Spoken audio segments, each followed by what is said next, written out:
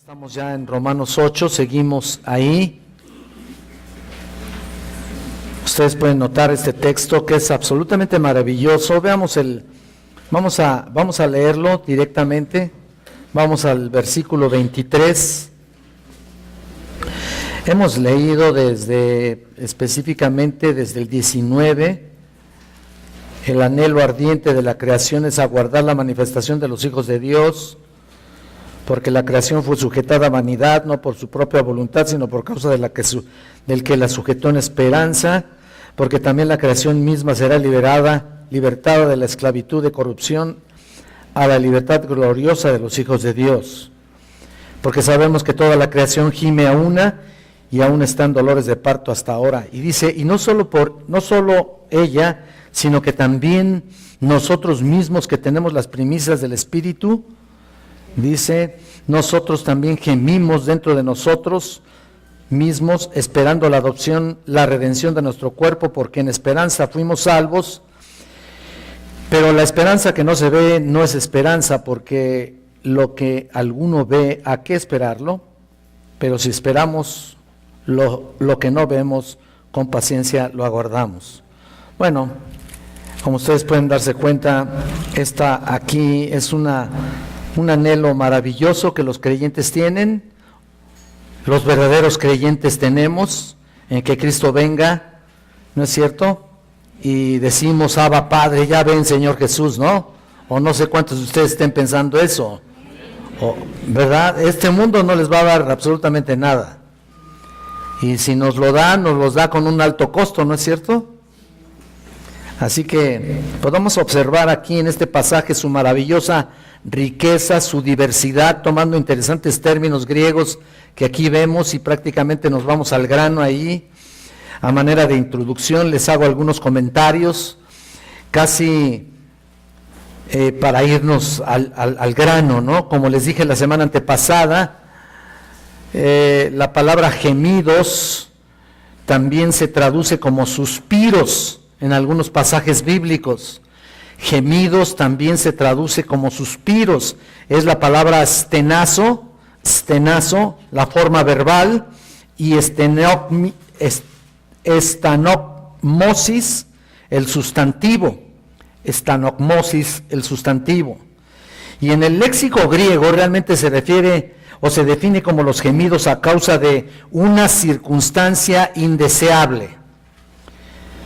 Está gimiendo porque desea ser liberado. ¿Se dan cuenta? Este es el punto clave de todo lo que hemos venido hablando sobre estos pasajes.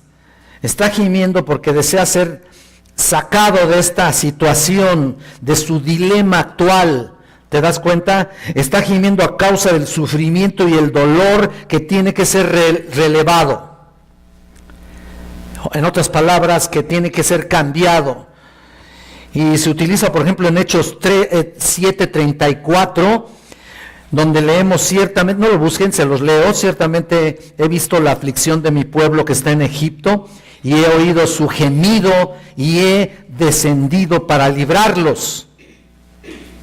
Noten ahí esa parte muy importante. El pueblo de Dios que estaba en Egipto estaba bajo la opresión de los egipcios, como ustedes lo saben, y estaban gimiendo para salir de esa situación, ¿no es cierto?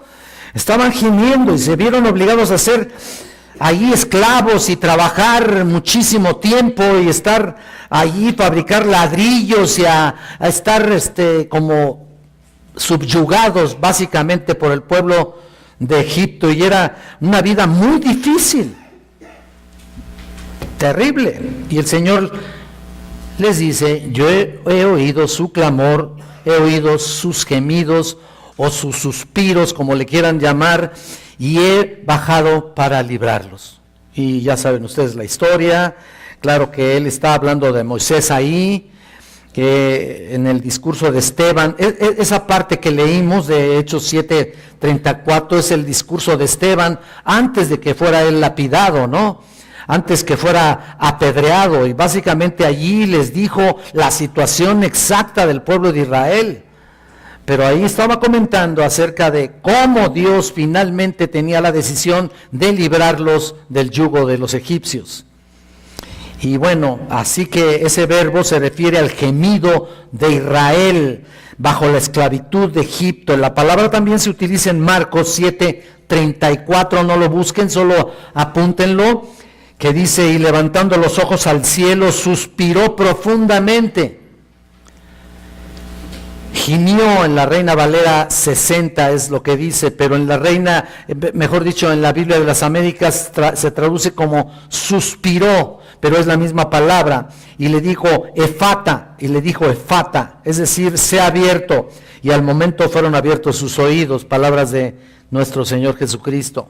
Entonces ahí está. Aquí nuestro Señor suspiraba, estaba gimiendo, y es la misma palabra a causa de los efectos dolorosos del pecado, de la presencia del pecado.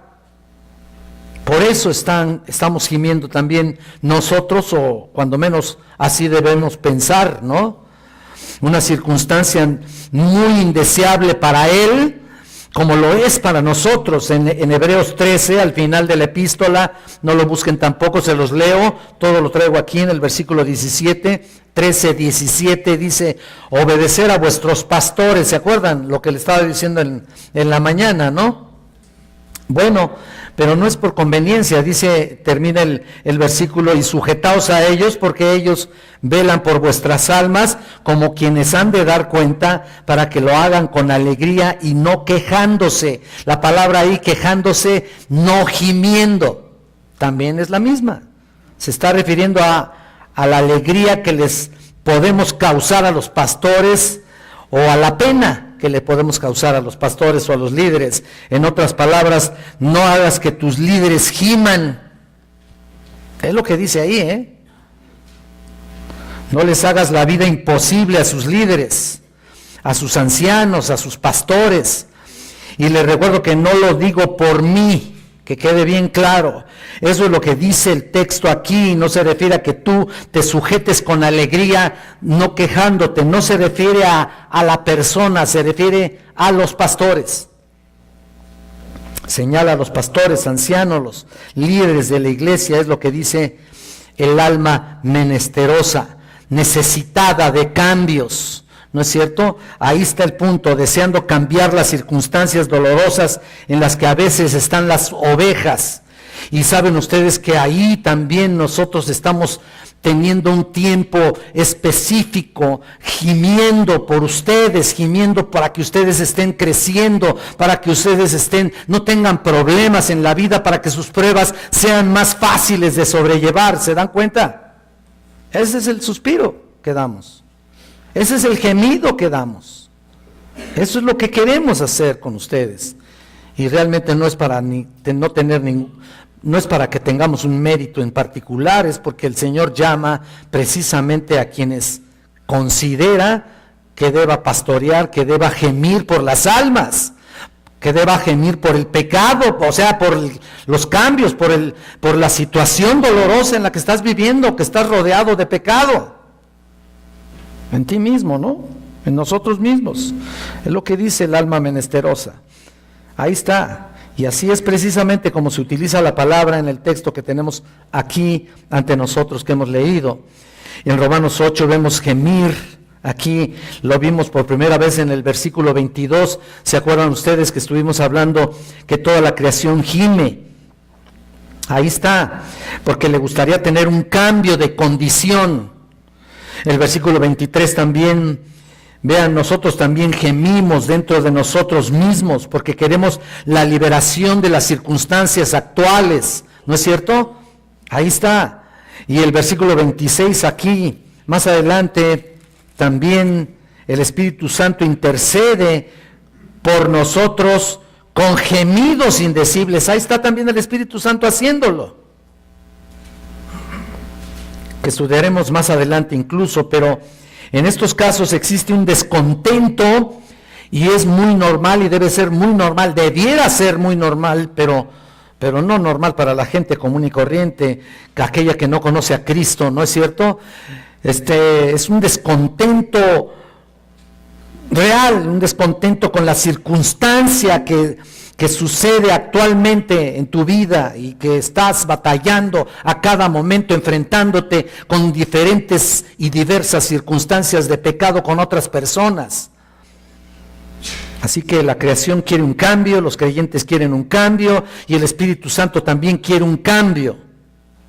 Ese es el punto, el Espíritu Santo quiere el cumplimiento de la intención que Dios tiene para y el propósito final para nosotros. Sumamos todos estos como los gemidos de la gloria, así le han puesto algunos comentaristas, los gemidos de la gloria. Esto es maravilloso, de verdad. La creación gime por la gloria, los creyentes gimen también, gemimos por la gloria, para estar en su presencia, para librar ya totalmente y dar por librado la presencia de pecado que nos acosa a cada momento. Y el Espíritu Santo gime por la gloria también.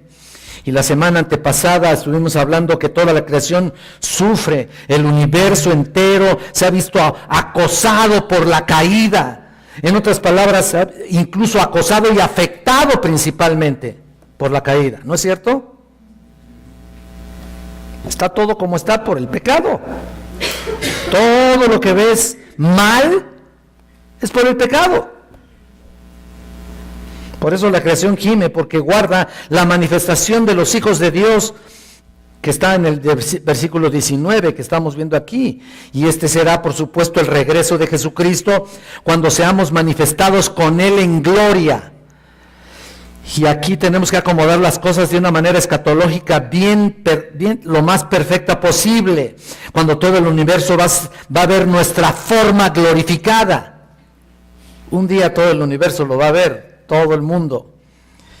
Recuerda que en Apocalipsis 20 Jesús regresa y con Él todos los santos que vienen del cielo montados en caballos blancos. Ahí, si vas a ver esos pasajes te vas a maravillar realmente, vestidos con túnicas blancas de lino finísimo, y lo primero que se enfrenta es en la batalla de Armagedón. Fíjate, nomás llega al mundo y ¡pum!, se tiene que enfrentar a la batalla, ¿no? A los enemigos que están ahí buscando la manera de derrocarlo, que nunca será posible, por supuesto, ¿verdad? Ahí en la batalla de Armagedón, en la que destruye todos los malvados del mundo, pero conserva a los piadosos que todavía están vivos y se los trae para su reino, que será en este mundo, en esta tierra, que se establece por 1000 años su reinado, 1000 años ahí. Si ahorita tienes 60, 70 y dices tú, ay, ya, ¿cómo 1000 años? Todavía vivir otros 1000 años, no va a ser en estas condiciones, Estás todo amolado, toda amolada, no va a ser en las mismas condiciones. Vas a tener un cuerpo nuevo, un cuerpo glorificado. Así que no te preocupes. Te lo garantizo. Esto sí lo puedo garantizar, Una vida próspera no te la garantizo, Para nada. Para nada. Entonces ve, qué maravilla, esta es la gran revelación, es consumada con la restauración de la tierra en su estado original o casi original, ¿no? Y vimos en el versículo 20 aquí que la creación fue sujeta a vanidad, ¿te acuerdas? Estamos dando un repaso, estamos poniéndolos a todos al día, los que faltaron la semana pasada, ¿no? Y la semana antepasada, los que acostumbran faltar. Bien, Padre,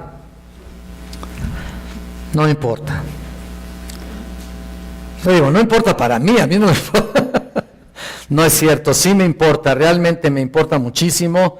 A veces yo estoy encima de la gente diciéndoles que no falten, no falten, no falten, y de todas maneras faltan. Digo, de todas maneras desobedecen a sus pastores, ¿no? Y ahí estamos gimiendo, ¿no? Señor, que no le pase nada a estos cuates, ¿no? A estas personas. Pero de todas maneras, agarran y se van, ¿no? Y bueno, entonces es importante ver este versículo que fue, vean ustedes que fue la creación sujeta a vanidad. O sea, recuerdan que dijimos que no por su propia, bueno, dice aquí, no por su propia voluntad, no por causa de algún pecado que cometió la creación. La creación no cometió ningún tipo de pecado. Definitivamente que no, sino por causa del que la sujetó en esperanza. Dios tuvo que someter a la creación, lo cual significa que el universo quedó maldito por el pecado. Ya, todas las cosas animadas e inanimadas, racional o irracional, no porque pudieran pecar, sino porque Dios ha sometido todo el orden creado a los efectos del pecado. Tuvo que ser así. Y se muestra cómo fue afectada, ustedes lo saben, ustedes lo ven a diario, siendo de largo alcance las consecuencias del pecado, y todavía seguimos, por supuesto, soportando esta situación, ¿no? Por eso estamos gimiendo. Pues el pecado, fíjate, desde el pecado de Adán y Eva, maldijo todo el universo. Sí, es cierto, está hermoso, tú ves el cielo, ves las estrellas, ves el firmamento, y Señor, dices, ¿quién es el hombre para que tengas memoria de él? ¿No es cierto? Ves el cielo y dices, Señor, pero pues, ¿yo qué? ¿Por qué o qué? ¿Yo qué, Señor? ¿Por qué soy tu hijo? No lo entiendo. No hay lógica para eso. Está hermoso todo el universo, pero está contaminado por el pecado. Está afectado por lo que Adán y Eva hizo. Terrible, ¿no? Vamos a ver varios pasajes con respecto a eso. Vayan a Isaías 24, por favor. 24:6. Miren aquí lo que dice: por esta causa la maldición consumió la tierra y sus moradores fueron asolados. Por esta causa fueron consumidos los habitantes de la tierra y disminuyeron los hombres. El juicio sobre la tierra, todo este capítulo. Y vayan a Jeremías allá adelantito, vayan al capítulo 12 y vean el versículo 4 lo que dice: ¿hasta cuándo estará desierta la tierra? Dice ahí, y marchita la hierba de todo el campo. ¿Hasta cuándo, no? Es un clamor ahí. Por la maldad de los que en ella moran, faltaron los ganados y las aves, porque dijeron: no verá Dios nuestro fin. Todos los animales ahí mueren, todas las plantas mueren, toda la hierba muere, lo que hablábamos de la ley de la entropía. ¿Se acuerdan ustedes? ¿Sí se acuerdan o no? Los que no vinieron, los que vinieron la última vez, ¿sí? Nomás oí a Rafael Gaitán. Los demás no vinieron seguramente. Está bien, contigo, mano, es suficiente. ¿Se dan cuenta la ley de entropía qué era? La descomposición de la materia, hermanos. Escríbanlo ahí. La descomposición de la materia. Básicamente eso es lo que está sucediendo en este universo. El desorden, el caos, toda la muerte del universo es un efecto directo del pecado. El destino de la naturaleza es inseparable del hombre. Pero llegará un día en que las cosas sean distintas. Vean el versículo 21. Aquí, como dice nuestro pasaje, porque también la creación misma será liberada o libertada de la esclavitud de la corrupción. Y en espera de ser puesta a libertad gloriosa, dice ahí, de los hijos de Dios. ¿Lo estás viendo? Al final del versículo 21, ya estamos en Romanos 8. Y ahí está. Así que cuando Cristo nos lleve a la gloria, venga por su iglesia, nos lleve a la gloria. Ustedes saben, el rapto de la iglesia, el arrebatamiento, entonces nos trae de nuevo, después de 7 años de tribulación en este mundo y de otros planes allá con Él, nos trae de nuevo a establecer su reino. Que quede bien claro, cuando Él hace eso, Él rejuvenece la tierra, la restaura. ¿Te das cuenta? Restaura el paraíso, como esa manifestación gloriosa de los hijos de Dios aparezca. Cuando aparezca esa manifestación, vendrá la restauración de la creación, por lo que ahora gime. Ya saben que primero venimos juntos, Él viene con todos sus ángeles, viene con nosotros, tiene la batalla de Armagedón y luego se establece en el reino milenial. Y vimos en el versículo 22 que la creación está en dolores de parto, ¿se acuerdan? Dolores de parto. Esto es durísimo, ¿eh? Ahora muchas ya no sienten el dolor de parto, ¿no? Ahora están bien atendiditas y con su inyeccioncita y nunca les duele cuando nace el chamaco, nunca. ¿Y qué pasó? ¿Ya lo tuve? Bueno, vámonos. Así, ¿no? No estoy mintiendo. Bueno, no tan rápido, pero... No es tan rápido, pero no les duele el parto. Ya no les duele. Ahora ya hay todos los métodos para que no les duela, mucha comodidad. Ya ven la pobre señora aquella que dio a su bebé en el pasto, no sé si vieron las noticias ahí, ya la estaban culpando y la estaban llevando a la cárcel, pues no la atendieron en el seguro, y pues bueno, ya no voy a hablar mal de nadie. No voy a hablar. Pero la creación no puede ser atendida. Definitivamente el Señor no le va a poner una inyección ahí para que no tenga esos dolores. De hecho, los debe tener. ¿Y por qué utiliza esa metáfora? ¿Se acuerdan que estuvimos hablando algo de esto? Vimos que los dolores de parto son muy, muy fuertes, son realmente dolorosos, pero al mismo tiempo son anticipatorios. En otras palabras, hay muchos dolores en la vida que solo anticipan la muerte, ¿no? Pues no. Decimos que son dolores de muerte, pero el dolor de la creación es anticipatorio. ¿Por qué? Porque trae un dolor que traerá vida o traerá renovación. Se está aguantando la creación, ¿no? Se aguanta, como los meros machos. Se aguanta. Y Dios decide usar ese término.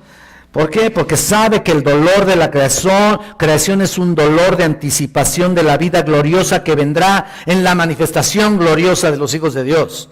Finalmente, cuando vengamos nosotros a establecer el reino con Cristo, ahí, por fin, ¿no? Va a tener su cambio la preciosa tierra que Dios creó al principio.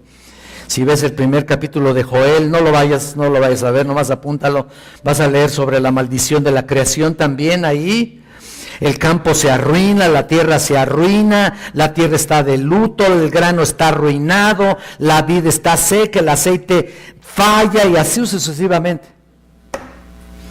Pero yo les voy a leer Joel 1:13, apúntenlo ahí. Dice: ceñidos y lamentad, sacerdotes, gemid, ministros del altar, venid, dormid en cilicio, etcétera, etcétera.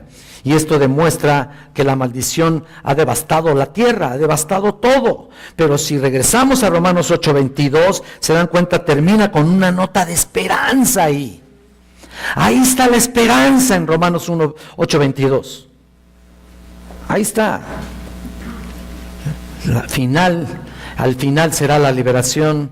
El final será la liberación de los hijos de Dios. Y yo les dije la última vez que los profetas hablan de esto. La Biblia en general habla mucho de esto. Mucho de esos dolores y mucho de esa liberación también.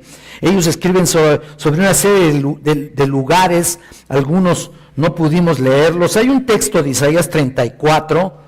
Quiero que vayan. Por ejemplo, para que vean cómo va a quedar la situación, ¿no? Primero les marco aquí lo que va a ser y después vemos el deleite de la liberación, ¿no?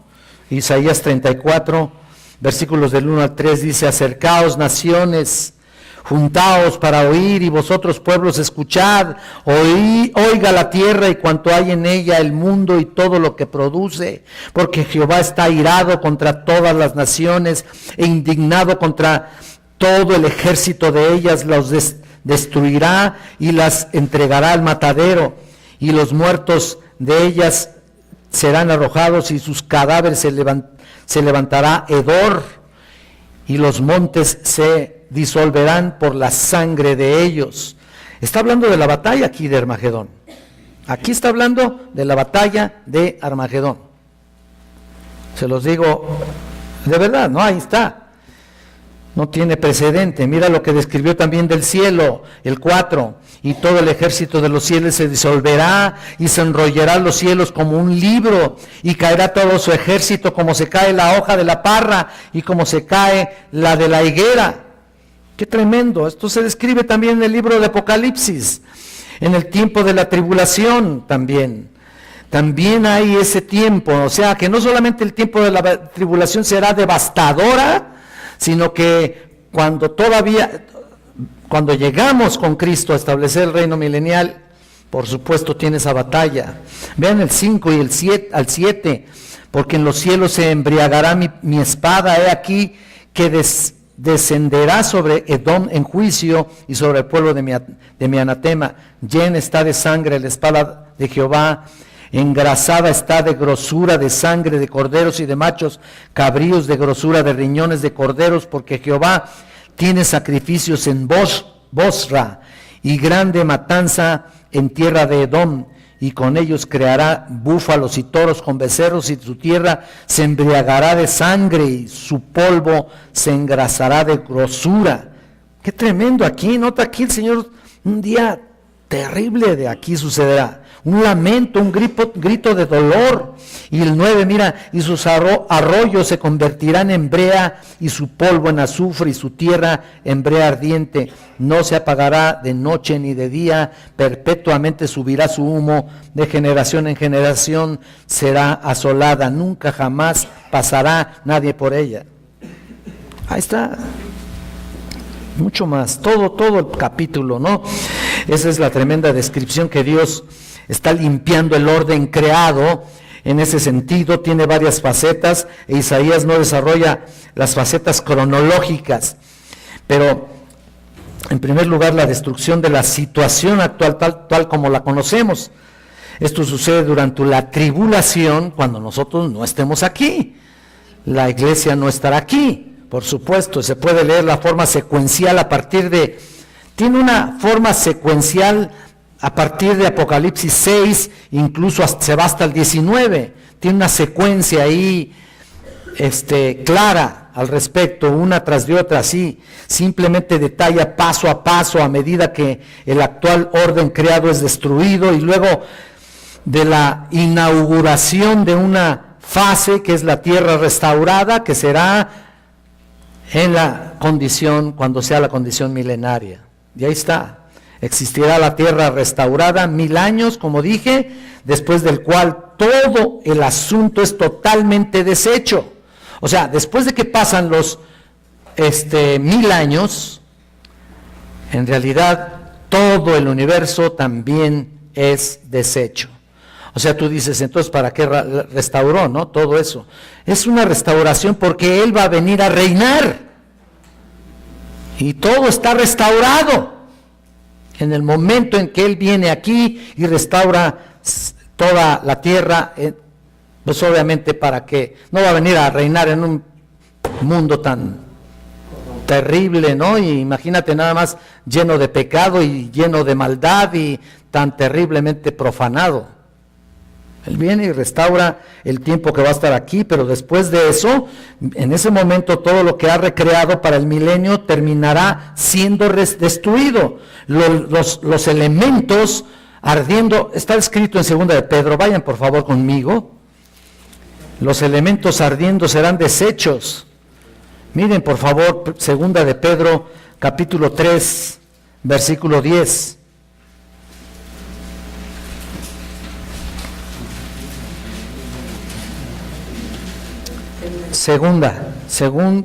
Segundo libro de Pedro, capítulo 3, versículo 10, dice, pero el día del Señor vendrá como ladrón en la noche, ¿lo estás viendo?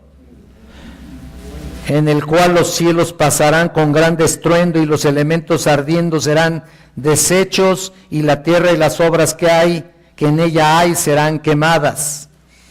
O sea, vendrá como ladrón en la noche. Recuerden esto, que viene, se desarrollan los 1000 años y los 1000 años son como un día son como 1000 años.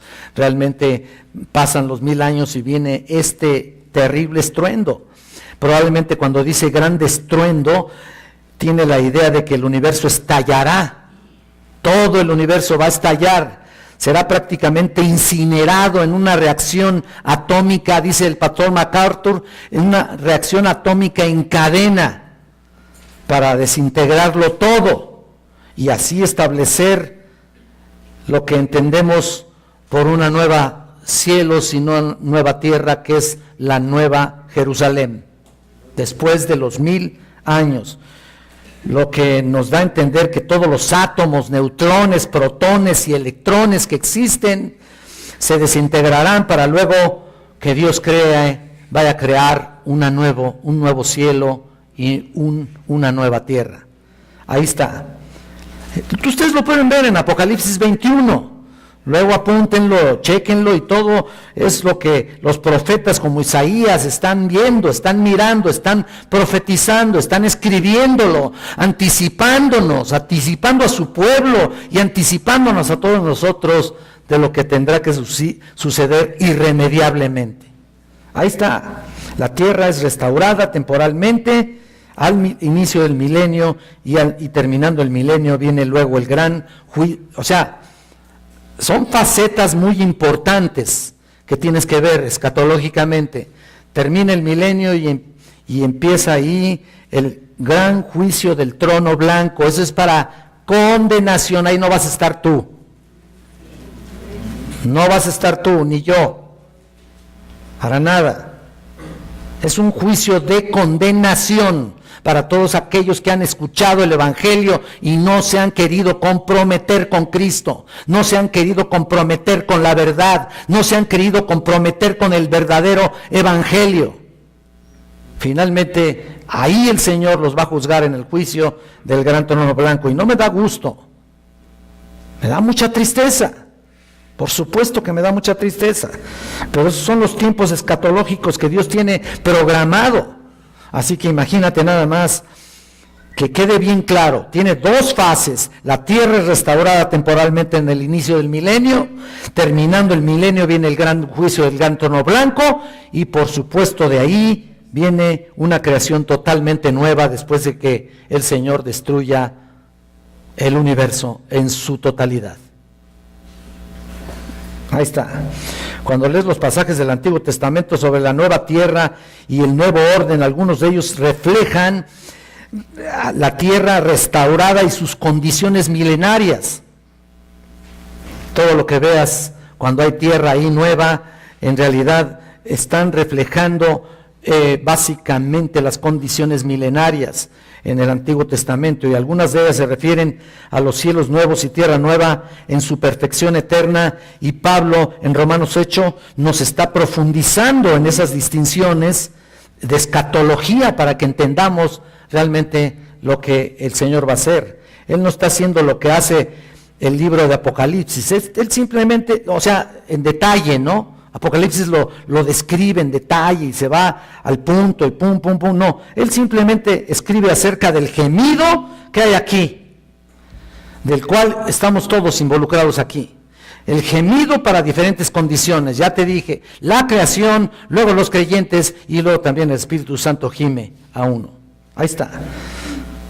Diferentes condiciones, un universo recreado. Y la segunda fase, nuevos cielos y tierra nueva. La nueva Jerusalén, donde estaremos para siempre gozándonos con la presencia del Señor por la eternidad. Caray, hombre.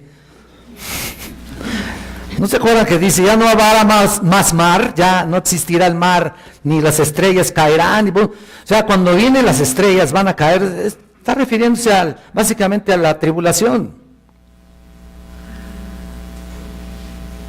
Y también cuando destruya todo el universo, o sea, es por fases, ¿me entienden? Luego cuando me preguntan de todo eso, pues obviamente tengo que contestarles. Yo doy clases en el seminario de escatología y tengo que darles términos correctos, ¿no? Entonces a veces Hay destrucción prácticamente de toda la maldad. Los ejércitos se van a unir para estar guerreando contra Jesús, y Jesús con el aliento de su boca los va a destruir, pero ipso facto, como decimos, ¿no? Ahí rapidísimo, ¿no? Todavía se quieren poner ahí. Qué ridiculez, ¿no? Se van a querer poner ahí con el Señor, qué barbaridad.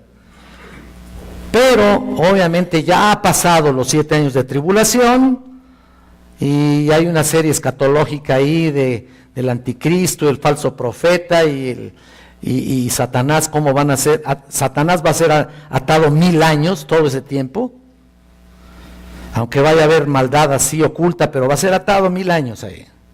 Así que no va a hacer nada Satanás. ¿Por qué? Porque Cristo estará reinando en la tierra. Ahí está. Y tú vas a estar trabajando con Él. Nada que vas a estar ahí viendo la tele ahí. Ay, de veras. Se pasan demasiado tiempo en la televisión. Y qué pena, ¿no? Pena, en lugar de estar leyendo, buscando al Señor. Ahí está. Pero vean, bueno, ya me fui por otro lado, pero el punto es de que las condiciones ahí están bien claras, ¿no? Y ahora estamos aquí en el segundo gemido. El gemido de la creación fue 1, el gemido de los creyentes es el número 2, y aquí vamos a dividir apenas, todo esto fue introducción, todavía no vemos el texto. Con razón a veces vienen unos y luego vienen otros, ¿no?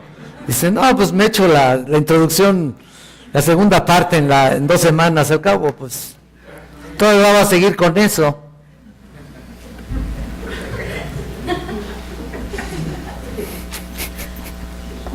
Bueno, el segundo gemido es el gemido de los creyentes, y vamos a ver algunos puntos. Vamos a estudiar el por qué están gimiendo los creyentes, ¿no? Pero el primero de ellos que vamos a ver es nuestro gemir, es el primer punto. Luego el segundo vamos a ver por qué gemimos, porque tenemos las primicias del Espíritu. Número 3, o mejor dicho, 3, gemimos porque esperamos la adopción y redención de nuestro cuerpo. Y número 4, porque en esperanza fuimos salvos. Ahí está todo, de alguna manera, hermenéuticamente dividido para poderlo comprender, para desmenuzar el texto, para entender el texto, para no estar especulando y decir, esto va a ser así, y te vayas a 14 versículos ahí. No, vamos a ver lo que dice el texto. Vean, versículo 23. El primero vamos a ver nuestro gemir, dice, y no solo ella, ¿lo están viendo? Es decir, no solo el gemido de la creación, sino que también nosotros mismos. Y aquí estamos hablando de los creyentes que también se lamentan por su condición maldita. Y estoy hablando de creyentes, Y me atrevo a hacerlo, obviamente, porque estén malditos los creyentes, sino es la condición y está tu salvación encerrada en este cuerpo. ¿Se dan cuenta? En un cuerpo con tendencias ¿a qué? Por supuesto. También se entiende que la tierra está suspirando, la tierra gime porque está en una condición no deseada, y los creyentes también están gimiendo porque ellos también están en una condición indeseable aquí, así que la tierra en su entorno, en el universo, todo el orden creado, estamos gimiendo por todo esto. Para nosotros es un gemido real y no una personificación, que quede bien claro esto.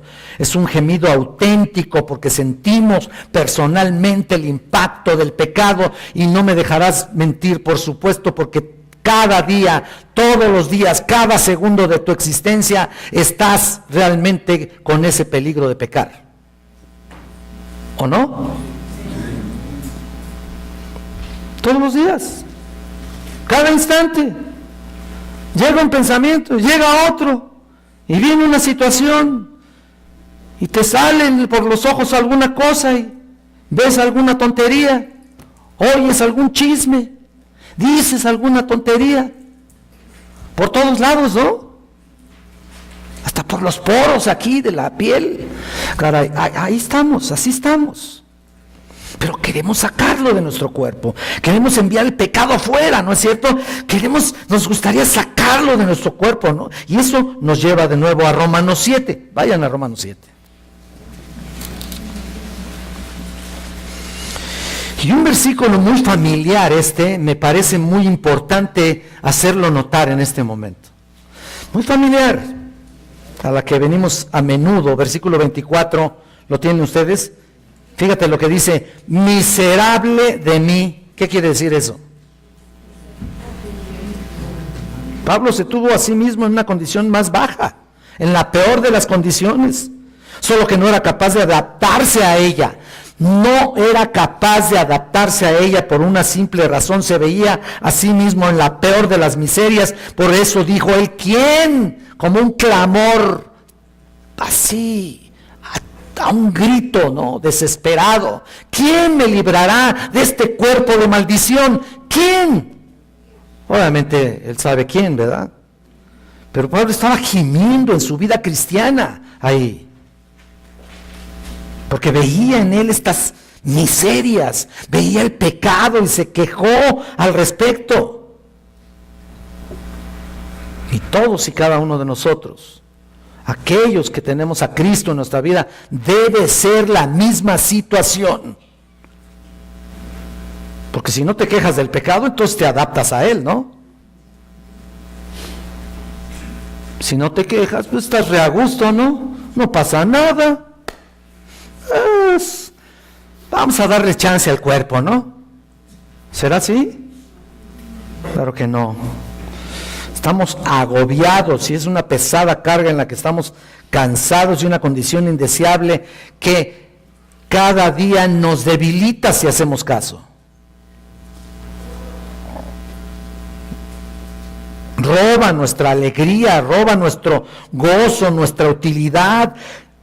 Ustedes recuerdan cuando Jesús vio en Juan 11:33, vayan por favor ahí. Vayan a Juan 11, Evangelio de Juan.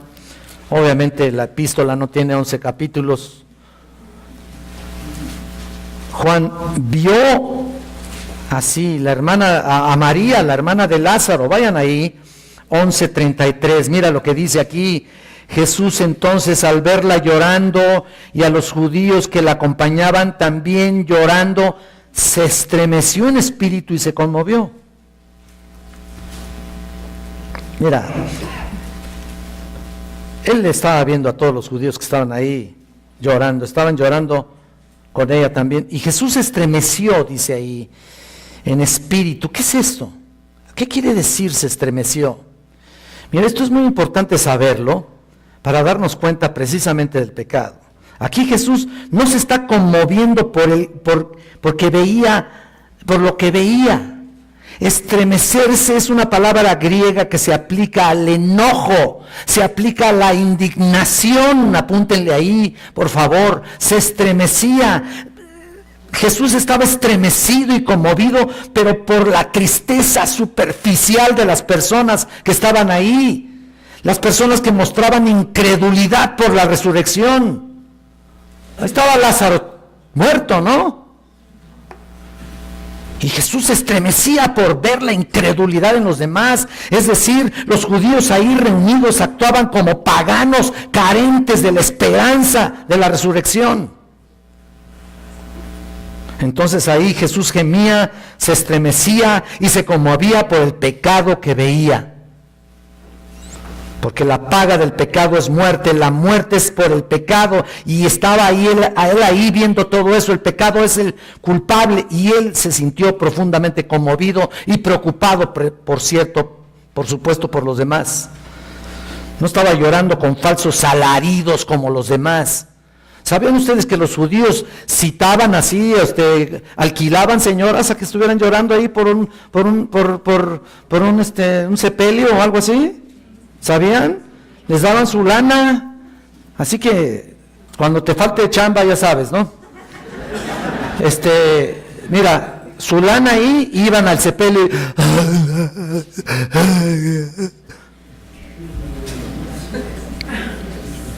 Bien genuinas, ¿no? Qué auténticas. No, o sea, no estaba llorando Jesús por los falsos alaridos que estaba escuchando. Según el griego, se lamentaba, sollozaba, sus lágrimas no eran por tristeza al ver a Lázaro muerto. Él sabía que lo iba a levantar, ¿no? No.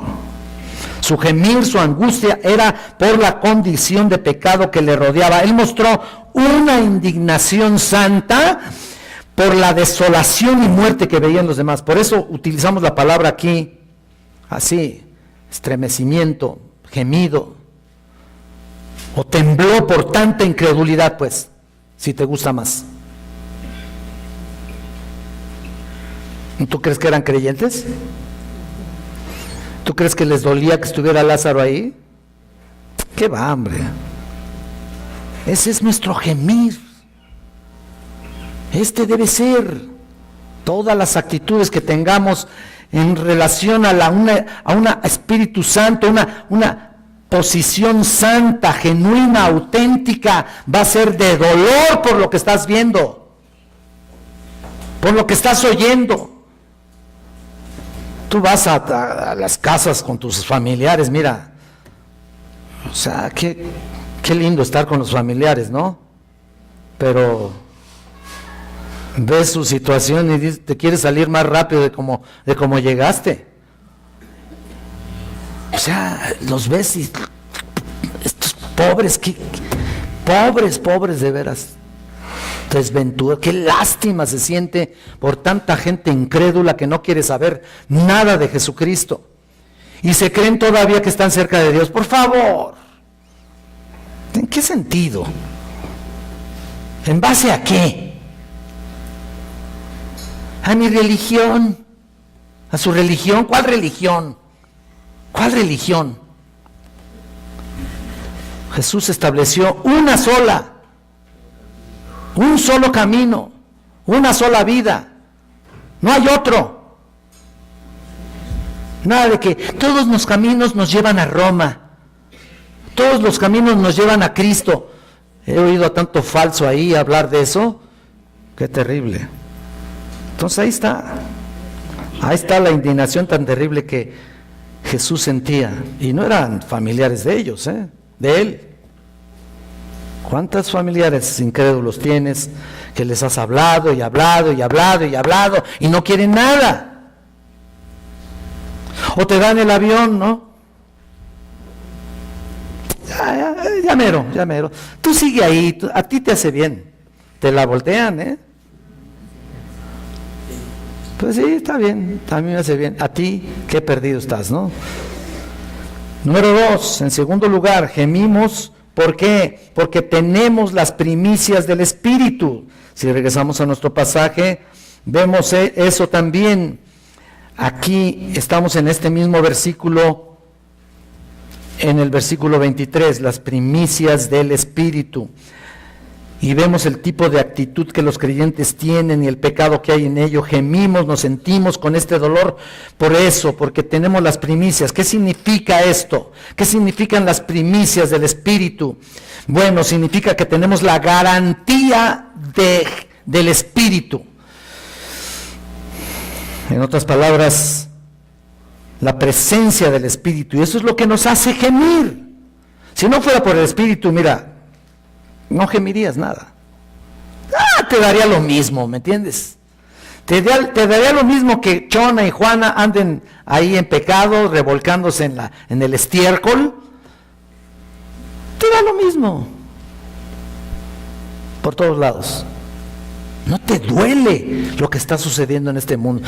No te duele porque tu propia condición humana te hace caer de repente. No te duele eso. Entonces te da lo mismo. Pero aquí tenemos las primicias del Espíritu y eso nos hace gemir. Es una frase muy interesante que Pablo pone aquí. Tenemos las primicias. Es como decir, este es el pago inicial. Es lo que está diciendo aquí en realidad Pablo. Las primicias es el pago inicial de nuestra salvación. ¿No? Tenemos el Espíritu Santo residente en nosotros, ¿sí o no? ¿Tienes al Espíritu Santo en tu vida residiendo ahí? Nomás oí como 36.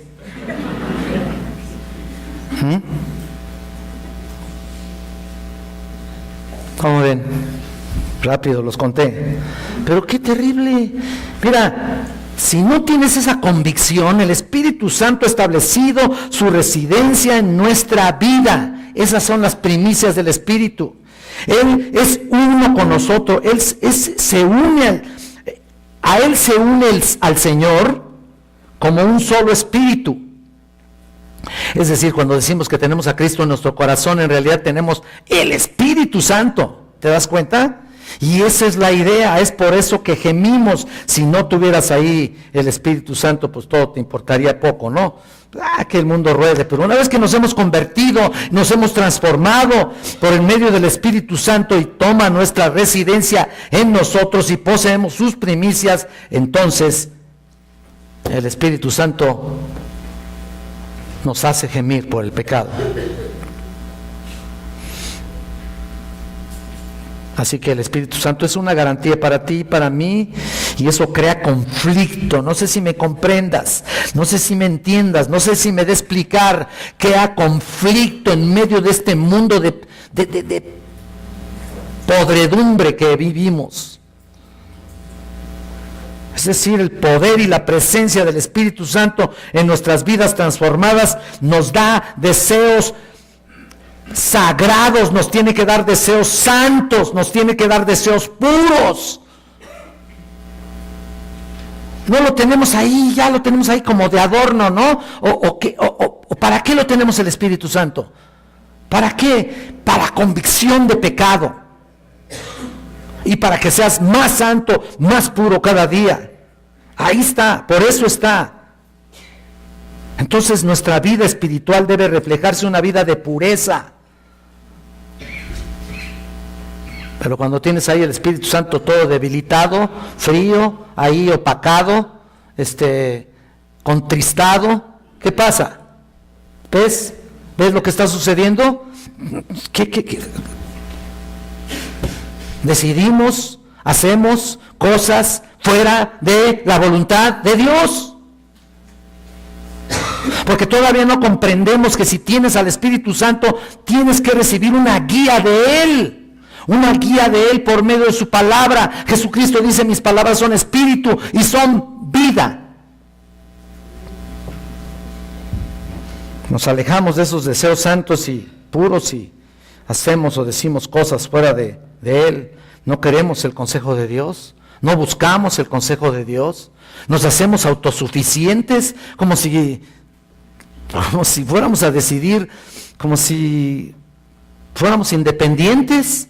No somos independientes, dependemos unos de los otros. Aquí tú y yo y todos nosotros los que tenemos el Espíritu, somos una red, dependemos unos de los otros. No estás fuera de esa red. Mira, aunque esté rota la red, ¿la has visto, no? La red de los pescadores o la red del voleibol, lo que tú quieras. Aunque esté rota ahí, pero siempre y cuando, de todas maneras, hay una conexión. Y ahí estamos, buscando hacer la voluntad de Dios, por medio de un consejo sabio, de alguien que nos indique, que nos diga, que nos guíe. ¿Y qué pasa si no lo hacemos? Mira, todas nuestras decisiones van a estar equivocadas. Y pagamos las consecuencias de nuestras malas decisiones.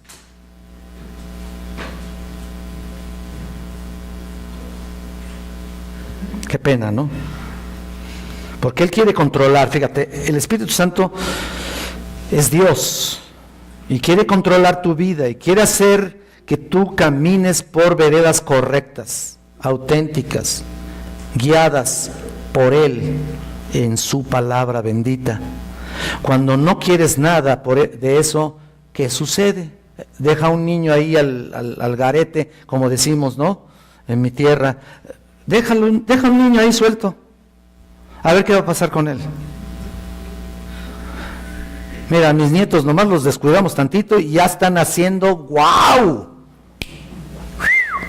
Pero en serio, y es capaz el más chiquito de salirse, irse y a correr hacia lo tonto, sin rumbo fijo. Pues así somos muchos de los que nos queremos despegar de su consejo y de su guía. Tienes al Espíritu Santo. Entonces, ahí está.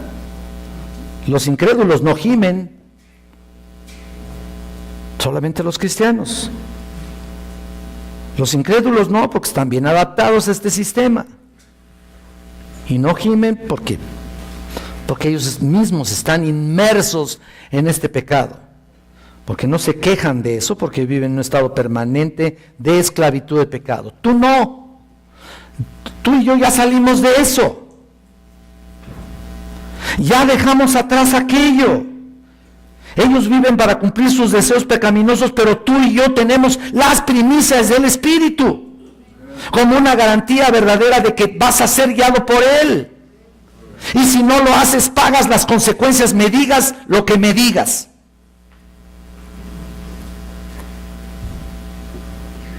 ¿Tienes las primicias? Déjate ser guiado por el Espíritu. Al tener Espíritu Santo nos hace repeler todo lo oculto, todo lo vergonzoso, ¿no es cierto? Somos templo del Espíritu Santo, ¿no es cierto? Ahí está el Espíritu Santo. Y eso debe ser más que suficiente para entender nuestra situación. Si tenemos las primicias del Espíritu es porque hemos sido transformados. Así que nos hemos convertido en sus hijos, por lo tanto el pecado ya no forma parte de nuestra vida, ya no servimos a nuestro antiguo líder, lo hemos dicho, lo dijimos en otras ocasiones, en otros pasajes, desde el capítulo 6 de Romanos estamos hablando de que nuestro antiguo líder ya no funciona, ya no recibe nuestra atención, ya no. Ahora tenemos un nuevo líder, un nuevo maestro, una nueva condición, una nueva forma de vida, una nueva razón para existir, un nuevo propósito para seguir viviendo, para alcanzar a otros para Cristo y para que tú, cuando llegues a la presencia del Señor, el Señor te diga: bien, buen siervo, entra al gozo de tu Señor.